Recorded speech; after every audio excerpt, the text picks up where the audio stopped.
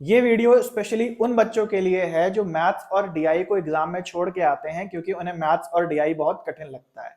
आप सबके लिए खुशखबरी है कि जो अब लेटेस्ट एनटीए का सिलेबस है उसमें मैथ्स और डीआई दोनों को ही एक्सट्रीमली इजी कर दिया गया है, बहुत सरल कर दिया गया है। थोड़ी सी भी अगर आप मेहनत कर लेते हैं तो आराम से बहुत अच्छे नंबर ला सकते हैं मैथ्स और डीआई में। क्योंकि जब आप केवल मैथ्स की तैयारी कर लेते हैं तो उसी से डीआई की तैयारी आपकी ऑटोमेटिकली हो जाती है और आपको डबल फायदा हो जाता है। तो आज की वीडियो में हम जानेंगे कि एक्चुअली कौन कौन से टॉपिक्स हैं टोटल जो मैथ्स और डीआई में आते हैं। लेकिन आप सोचेंगे कि भाई ये जानकारी तो हमें ऑफिशियल सिलेबस से भी मिल सकती है जो कि यहाँ लिखा है। लेकिन मैं आपकी जानकारी के लिए बता दूं कि ऑफिशियल सिलेबस एक मजाक है, इसमें आधे टॉपिक लिखे हैं और आधे टॉपिक नहीं लिखे हैं। तो मैंने काफी सालों से, क्योंकि मैं पढ़ा रहा हूं, तो मेरे पूरा अनुभव है, एक एक प्रीवियस ईयर क्वेश्चन मैंने देखा है और उसके हिसाब से आज मैं आपके लिए एक पीडीएफ बना करके लाया हूं जिसमें मैंने ए टू जेड सारे मैथ्स और डीआई के टॉपिक्स लिखे हुए हैं। अगर आप उससे तैयार कर लेते हो तो उसके बाहर और कुछ भी नहीं आना है। तो सबसे पहले हम एक नजर डालते हैं यहाँ पे ऑफिशियल सिलेबस पे। आप देख सकते हो कि बहुत ही बेसिक और बहुत ही कम टॉपिक्स लिखे हुए हैं, आधे टॉपिक्स तो इसमें लिखे ही नहीं है। तो इसको आंखें बंद करके फॉलो मत करना, क्योंकि अब के डेट में ऐसे बहुत सारे क्वेश्चंस आ रहे हैं, 60 से 70% क्वेश्चंस इस सिलेबस के बाहर के हैं। तो ये ऑलरेडी एक आउटडेटेड सिलेबस है। ओके, तो अब आते हैं अपने टॉपिक्स पे कि आखिर कौन कौन से टॉपिक्स हैं जो आपको मैथ्स और डीआई में तैयार करने हैं। तो यहाँ इस वीडियो को हम स्टार्ट करते हैं एक छोटी सी कोट के साथ जो कहती है, you only fail when you stop trying. जब आप कोशिश करना बंद कर देते हो तो वही असली असफलता होती है। इसका मतलब यह है कि असफल तो हम अपने रोजमर्रा के चैलेंजेस में होते ही रहते हैं, लेकिन वो असफलता हमें एक नया आइडिया देती है और वो हमें इम्प्रूव करती है। तो हम और मेहनत से काम करते हैं फिर असफल होते हैं, और मेहनत से काम करते हैं फिर असफल होते हैं। इस प्रकार की जो असफलता है वो एक्चुअली में असफलता नहीं होती, ये तो एक इम्प्रूवमेंट होती है। क्योंकि अगर असफलता आपको कोई नया आइडिया देती है जिससे आप फिर से कोशिश करो, तो वही असफलता रीजन होती है फाइनली आपकी सक्सेस का। असली फेलियर क्या है, असली फेल होना क्या है, जब आप ट्राई करना ही बंद कर देते हो। तो अगर हम लोग अभी बात करें मैथ्स की और डीआई की, तो यहाँ बहुत बच्चे ट्राई करना बंद कर देते हैं जब उनको लगता है कि कोई सवाल उनसे नहीं बन रहा है, कोई माइंड में नया आइडिया नहीं आता या क्रिएटिविटी नहीं आती कि कैसे इस असफलता को हम सफलता में बदलें। तो आज मैं आपको वो सूत्र इस वीडियो में बताने जा रहा हूं। इसका एकमात्र सूत्र है कि आपको बेसिक से स्टार्ट करना है। लेकिन सिलेबस की बात करें या जो भी कंटेंट हमारे चारों ओर उसकी बात करें, तो कोई हमें बेसिक्स नहीं बताता है। तो आइए आगे बढ़ते हैं और हम देखते हैं ए टू जेड वो टॉपिक्स, इजी से लेकर के कठिन तक, जो कि आपको मोस्ट इंपॉर्टेंट है तैयार करना, ताकि आपका मैथ्स और डीआई दोनों अच्छा हो जाए। तो ये प्री पीडीएफ है जो कि मैंने सारे पीवाईक्यूज एनालिसिस करके आप सबके लिए बनाई है, और Kumar Bharat EDU Telegram channel पे ये पीडीएफ आपको फ्री मिल जाएगी। और इसके अलावा फ्री मॉक टेस्ट भी आपको मिलेंगे कुमार भरत ईडीयू, जो हमारा टेलीग्राम चैनल है, जो कि मॉक टेस्ट मैंने खुद बनाए हैं आप सबके लिए, और उसमें सारे के सारे प्रीवियस ईयर क्वेश्चंस हैं।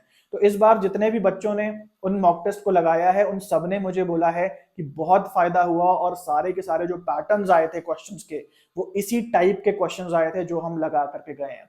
तो एमसीक्यूज लगाने से बहुत अच्छा है कि आप पीवाईक्यूज लगाएं, मतलब वो क्वेश्चंस जो एक्चुअली प्रीवियस ईयर में आ चुके हैं, जिससे आपको बहुत अच्छा आइडिया लग जाता है क्वेश्चन के फॉर्मेट का और पैटर्न का। ओके, तो यहां पे मैं आपको कहना चाहूंगा, अगर आपकी मैथ्स बहुत पुअर है तो आप यहां बेसिक से स्टार्ट करें। वो सारे टॉपिक मैंने लिखे हैं जिसको करने के बाद आपकी मैथ्स जो है वो आगे के क्वेश्चंस लगाने के लिए अच्छी हो जाएगी। और यकीन मानो, ये जो बेसिक के टॉपिक्स लिखे हुए हैं ये आपको मदद करेंगे एक्चुअली क्वेश्चंस को करने के लिए भी एनटीए के सिलेबस में। देखो, मैं काफी पहले से आप सबको मैथ्स पढ़ा रहा हूं और उस समय एनटीए इन बेसिक टॉपिक से क्वेश्चंस देता भी नहीं था, फिर भी मैं ये पढ़ाता था क्योंकि ये बहुत बेसिक टॉपिक्स बहुत जरूरी हैं करना। लेकिन आज की डेट में जो एनटीए है वो इन्हीं बेसिक टॉपिक से भी क्वेश्चंस उठा करके दे रहा है, तो इसको पढ़ना मेरे तरफ से मोस्ट इंपॉर्टेंट है। जो जो क्वेश्चंस, जिन जिन टॉपिक से क्वेश्चंस बहुत ज्यादा आ रहे हैं वो मैंने यहाँ पे रेड से लिखे हुए हैं, और जिनसे ज्यादा क्वेश्चंस नहीं बने हैं वो मैंने ब्लैक से लिखा हुआ है। तो जो भी रेड से यहाँ पे लिखा है आपको बिल्कुल उसको अच्छा करना ही करना है। तो नंबर बेसिक्स में सबसे पहला टॉपिक है टाइप्स ऑफ नंबर्स। अलग अलग प्रकार के नंबर होते हैं, prime number, co prime number, positive number, negative number, integers, non integers, natural number, whole number, जो कि अब एनटीए के क्वेश्चंस में ये पूरे पूरे टर्म आ रहे हैं। तो अगर आपको पता ही नहीं है कि नेचुरल नंबर क्या है, आपको पता ही नहीं कि होल नंबर क्या है, और एक क्वेश्चन में ये लिख करके आ गया कि सेट ऑफ 10 नेचुरल नंबर्स, तो वहां पे आप कंफ्यूज हो जाएंगे। तो टाइप्स ऑफ नंबर क्या होते हैं, पहले आपको इसे क्लियर करना होगा। उसके बाद हम बात करते हैं नॉन इंटीजर्स की। इंटीजर्स तो सरल हैं, 1 2 3 4 5 6 7 8, ये सब इंटीजर्स हैं। नॉन इंटीजर्स दो टाइप के होते हैं, फ्रैक्शंस और डेसिमल्स, जिसमें बहुत बच्चों को कंफ्यूजन होती है। फ्रैक्शंस कई टाइप्स के होते हैं, simple fraction, mixed fraction, proper fraction, improper fraction, और डेसिमल्स भी कई प्रकार से होते हैं। उनमें प्लस माइनस गुणा भाग जो है उसके करने के अलग अलग तरीके होते हैं, जो आपको समझ में आना चाहिए। और उनका कन्वर्जन भी आपको पता होना चाहिए कि दशमलव को या डेसिमल को फ्रैक्शन में बदलेंगे तो कैसे बदलेंगे, फ्रैक्शन को डेसिमल में बदलेंगे तो कैसे बदलेंगे, मोस्ट इंपॉर्टेंट है। इस पॉइंट पे बहुत बच्चे सोच रहे होंगे अरे ये तो बिल्कुल बेसिक है, बहुत सरल है, लेकिन मैं आपको बता दूं जब क्वेश्चन आएगा ना आपके एग्जाम में तो आपके दिमाग घूम सकता है। ये बहुत बेसिक है, थर्ड फोर्थ क्लास में ये चीजें पढ़ाई जाती हैं, लेकिन एक बार रिवीजन करना बुरा नहीं है। और जो बच्चे जिनके सवाल ही नहीं बनते और जिन्हें बहुत डर लगता है मैथ्स और डीआई से, मैथ्स और डीआई उनके लिए भूत के तरीके से है, तो भाई आपको पहले ये चीजें करनी है, पहले बेसिक करो, इस बेसिक पे कमांड बनाओ, तभी तो आप आगे जा पाओगे। तो ये चीज बहुत इंपॉर्टेंट है। उसके बाद मैथमेटिकल ऑपरेशन, मतलब क्या है इसका, प्लस माइनस गुणा भाग करने अच्छे से आना चाहिए, खासकर नॉन इंटीजर के संबंध में।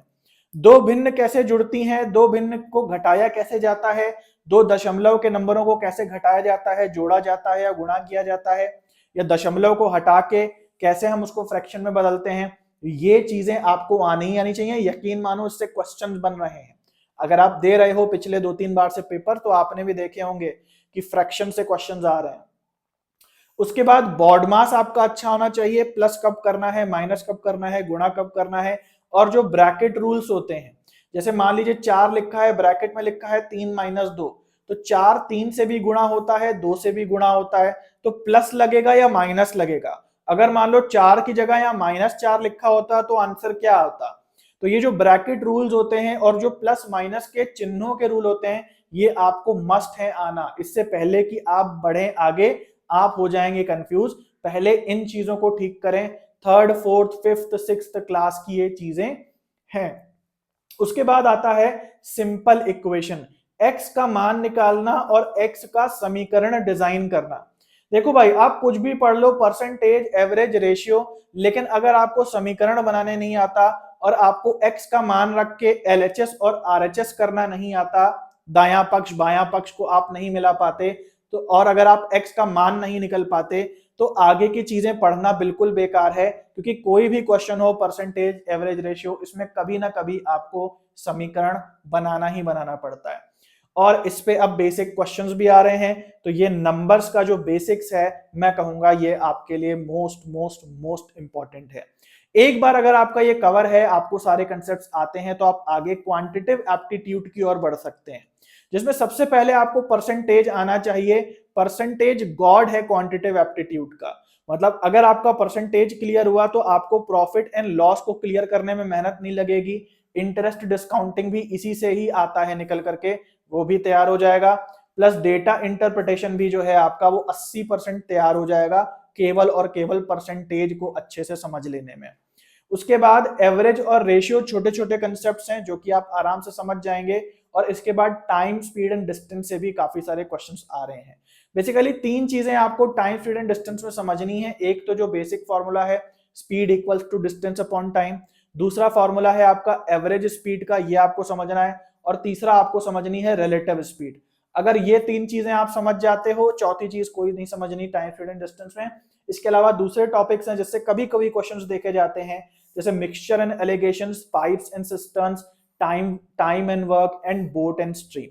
मैं ये नहीं कह रहा कि आपके इससे क्वेश्चंस आएंगे नहीं, आ सकते हैं, लेकिन अभी तक जो मेरा अनुभव है, इन टॉपिक से क्वेश्चंस कम आए हैं। अगली बार आ जाएं इसकी कोई गारंटी नहीं है, इसलिए टॉपिक्स तो आपको ये सारे तैयार करने हैं, लेकिन जो रेड वाले हैं वो तो बिल्कुल अच्छे से तैयार करने हैं।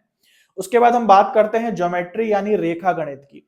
रेखा गणित में आपको बेसिक फॉर्मूले सबके आने चाहिए।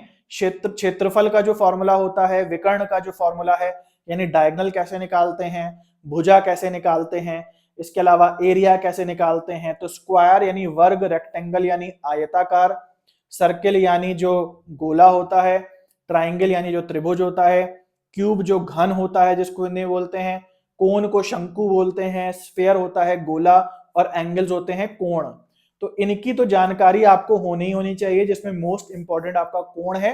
डायरेक्शन के सवालों में भी कोण आपको या एंगल्स आपको बहुत काम आएगा, लेकिन इनके बेसिक फॉर्मूले तो आपको याद होने ही होने चाहिए। हालांकि ये सब काले से लिखे हुए हैं, उसका कारण कुल इतना है कि अभी ये फिलहाल बहुत ज्यादा नहीं आ रहे हैं। इससे कुछ क्वेश्चन जरूर आ रहे हैं, लेकिन बहुत ज्यादा बहुतायत में इससे इसके क्वेश्चन नहीं आ रहे हैं।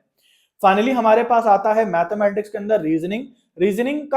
रीजनिंग को हमने अलग रखा है क्वांटिटेटिव एप्टीट्यूड से, क्योंकि ये सारे के सारे न्यूमेरिकल्स हैं, इसमें कोई पहेली नहीं है, इसमें कैलकुलेशन ही करनी पड़ती है आपको फाइनली। लेकिन रीजनिंग के सवालों में आपको कोई कैलकुलेशन ज्यादा नहीं करनी पड़ती, केवल एक पहेली टाइप के सवाल होते हैं। जैसे नंबर सीरीज और अल्फाबेटिकल सीरीज और जो कोडिंग डिकोडिंग है, ये तो मोस्ट इंपॉर्टेंट है। हर पेपर में इनमें से एक या दो क्वेश्चन आपके रहेंगे ही रहेंगे पूरे मैथ्स के अंदर। मोस्ट इंपॉर्टेंट है नंबर सीरीज खासकर। उसके अलावा जो अदर जो क्वेश्चन आ सकते हैं वो है ब्लड रिलेशन के, डायरेक्शन के, क्लॉक एंड कैलेंडर के, या अरेंजमेंट पजल, जैसे सीटिंग अरेंजमेंट भी कहते हैं, या कोई लाइन है जिसमें कोई आगे कोई पीछे है, इस प्रकार के क्वेश्चन। या फिर कभी कभी ऐसे क्वेश्चन होते हैं कि रमेश जो है फुटबॉल और हॉकी खेलता है, विजय जो है वो हॉकी और क्रिकेट खेलता है। इस तरीके से जो अरेंजमेंट करने वाले क्वेश्चन आते हैं वो इसके अंदर आएंगे। ये पूरा का पूरा रीजनिंग है, इसके अलावा कोई खास टॉपिक इससे नहीं आते हैं। तो आपने समझ लिया, बेसिक्स पहले अच्छा करो, क्वांटिटेटिव एप्टीट्यूड अच्छा करो, उससे डीआई भी कवर हो जाएगा। ज्योमेट्री को भी देख लो, थोड़ा फॉर्मूले देख लो कैसे लगाए जाते हैं। उसके बाद रीजनिंग में भी नंबर सीरीज, अल्फाबेटिकल सीरीज वगैरह की प्रैक्टिस कर लो। इनका कोई फॉर्मूला नहीं है करने का, इनका कोई भी फॉर्मूला या सूत्र नहीं है करने का, आपको प्रैक्टिस कर करके ही इन्हें अच्छा करना है। और फाइनली हम आते हैं डेटा इंटरप्रिटेशन पे। डेटा इंटरप्रिटेशन के लिए 4-5 चीजें हैं जो आपको अच्छी करनी है, और लाइन बाय लाइन आपको अच्छी करनी है, एक साथ अच्छी नहीं करनी है। जैसे फॉर एग्जांपल यहाँ पे आखिरी टॉपिक दिया हुआ है स्पीड का। स्पीड का क्या मतलब है कि आपको कम से कम समय में इन सवालों को करना है। लेकिन ध्यान देना, बच्चे गलती ये करते हैं कि डीआई आता नहीं है, मैथ्स आती नहीं है, और पहले ही स्टॉप वॉच लगा करके बैठ जाते हैं कि मेरी स्पीड अच्छी होनी चाहिए। तो भाई साहब, मेरे कहने का ये मतलब है यहाँ पे कि आपको एक एक करके इनको ओवरकम करना है। जैसे फॉर एग्जांपल सबसे पहला स्टेप है डीआई का कि आपको तो एटलीस्ट जो टेबल बनी है वो समझ में आनी चाहिए। और डीआई में अब टेबल ही आ रही है, कोई गोला बना के नहीं आएगा, कोई बार चार्ट नहीं आएगा, कोई हिस्टोग्राम नहीं आएगा। केवल इस प्रकार की टेबल आएगी जिसमें नंबर डले हुए होंगे, कोई भी वहां टॉपिक दे दिया जाएगा, स्कूल के बच्चे हैं, एडमिशन हो गया है, धान की खेती है, कुछ भी हो सकता है। तो इसमें सबसे पहला काम है आपको टेबल समझ में आनी चाहिए। अगर टेबल आपको समझ नहीं आती है तो पहले आप सब भूल जाइए, स्पीड बनाना, कैलकुलेशन करना। पहले तो आप अपना फोकस करिए कि जो दिया हुआ है आपको सवाल में, टेबल में, वो समझ में आए। एक बार वो समझ में आ जाता है तो दूसरा स्टेप है जो क्वेश्चंस की लैंग्वेज दी हुई है वो आपको समझ में आनी चाहिए। भूल जाइए कितनी स्पीड, कितने टाइम में आपको करना है पेपर, कितने कैलकुलेशन और कितना फॉर्मूला आपको लगाना है, भूल जाओ। पहले ये देखो कि तुम्हें लैंग्वेज समझ में आ रही है या नहीं आ रही है। अगर नहीं समझ में आ रही है, घर पे प्रैक्टिस करो, आधा घंटा लगाओ, 1 घंटा लगाओ, हिंदी में ट्रांसलेट करो, इंग्लिश में ट्रांसलेट करो, लेकिन पहले क्वेश्चन की लैंग्वेज समझो कि क्या कह रहा है। एक बार जब आपका ये क्लियर हो गया, क्वेश्चन की लैंग्वेज समझ में आ रही है, तो उस सवाल को कैसे करना है, कौन से फॉर्मूले लगेंगे, परसेंटेज लगेगा, रेशियो लगेगा, एक्स की वैल्यू मान के सिंपल इक्वेशन बनाना पड़ेगा, क्या करना पड़ेगा, ये आपका क्लियर होना चाहिए। और यहां तक अगर आप आ गए हो तो इसका मतलब ये है कि आपको लगभग लगभग डीआई आ गया है। अब दो ही आपके इंप्रूवमेंट के क्षेत्र बचे हैं, एरियाज बचे हैं। पहला है कैलकुलेशन और दूसरा है उस चीज को स्पीड में करना। तो मैं आपको ये रिकमेंड करूंगा कि भाई अगर आप यहां तक आ गए हो, आपको डीआई समझ में आता है, फॉर्मूले आपको लगाने आता है, लेकिन आप नर्वस हो जाते हो, जल्दबाजी में कैलकुलेशन गलत कर देते हो, तो भाई कैलकुलेशन के लिए कैलकुलेटर लेके बैठो अपने साथ। अब यहाँ काफी बच्चे कंफ्यूज हो जाएंगे कि भाई क्या एग्जाम में भी कैलकुलेटर दिया जाएगा?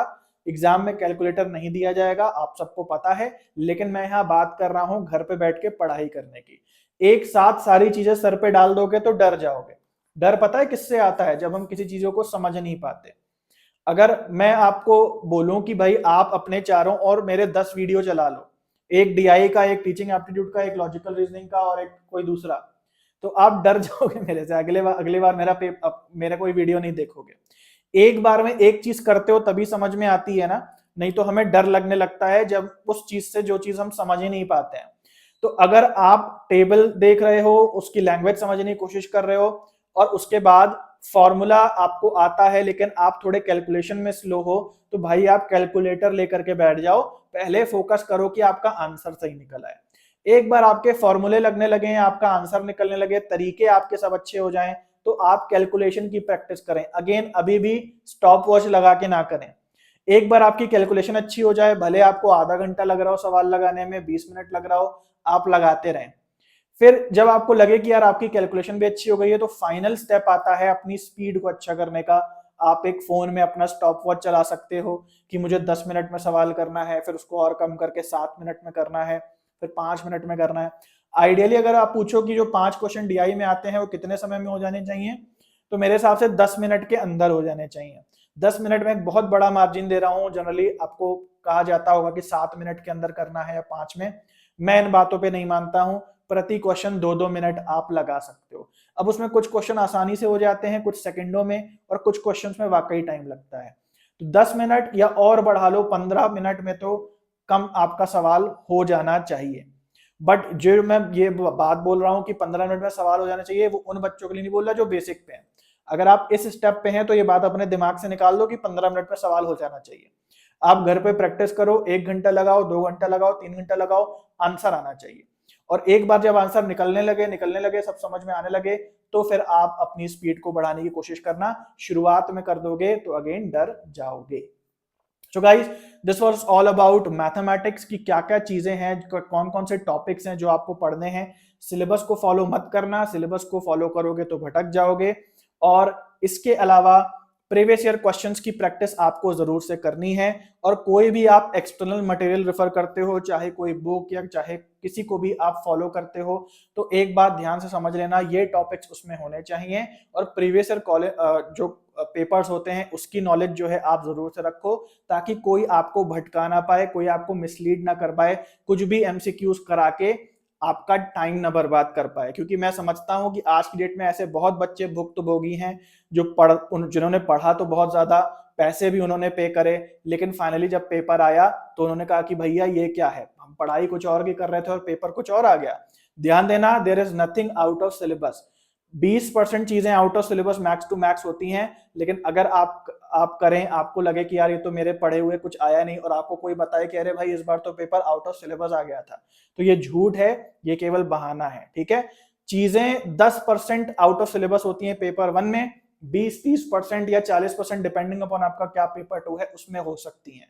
लेकिन पेपर 1 की मैं आपको बोलता हूं कि 10 से 15% चीजें आउट ऑफ सिलेबस होती हैं, वो भी हायर एजुकेशन में, पीपल एंड एनवायरनमेंट में, और आईसीटी में कुछ इस बार नए प्रकार के फुल फॉर्म्स पूछे चले जा रहे हैं।